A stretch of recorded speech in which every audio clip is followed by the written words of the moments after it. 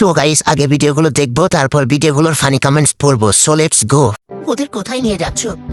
আমাকেও সাথে নাও। না জানি আমার পরিবার এখন কেমন আছে। ধারালো ছুরি কেন এখানে? আমাকে এখানে আনলে কেন? ওরে আমি ভয় পাচ্ছি, সরাও এগুলা। উফ, ধীরে, একটু ধীরে করো।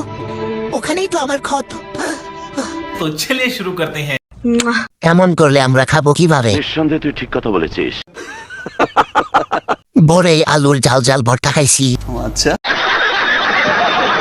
আলু কি আর খাবো না তাহলে?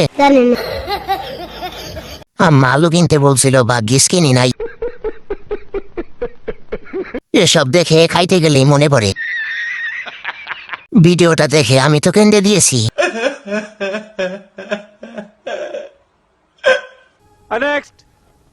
জজ সাহেব, কাঠগড়ায় যে দাঁড়িয়ে আছে সে হলো শক্ত হাগু। আজ সকালে যখন সে বের হলো মনে হলো আস্তে একটা কাঁঠাল ভেতর দিয়ে পাস হচ্ছে। এক্সকিউজ মি, এতে আমার কি দোষ? তোমার মালিক তো সারাদিন ফাস্ট অ্যান্ড ফুড আর বার্গার ঠুসে এক ফোঁটা পানি খায় না। হাগু দেখি এখন চশমা পরে। হাগুর চশমাটা আমার পছন্দ হয়েছে। জ্যৈষ্ঠ মাসের কাঁঠাল, তবে কাঁচা কাঁঠাল। কি দিন আসলো হাগুরাও কথা বলে। ওই শালা চাকর, সকাল সন্ধ্যা শুধু গিলতেই থাকিস। রমজানেও তো আমায় ছাড়িস না। তুই কি ভাবিস আমি খুব উপকারী? আমি তোর পেটে গিয়ে হজমে ব্যাঘাত ঘটাই, তোর রাতের ঘুম কেড়ে নেই আমি চা। তোর কিডনিতে পাথর বানিয়ে দিই, বয়সের ছাপ বাড়িয়ে বুড়ো বানিয়ে দিব তোকে। চা খেতে খেতে ভিডিওটি দেখলাম, অবশেষে চায়ের থেকেও গালি শুনতে হলো।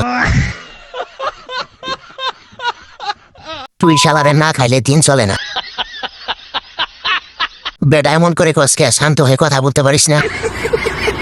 দূরু মিশা কথা, চা খেয়েও সারা রাত ঘুমাই, তারপরও ঘুম শেষ হয় না।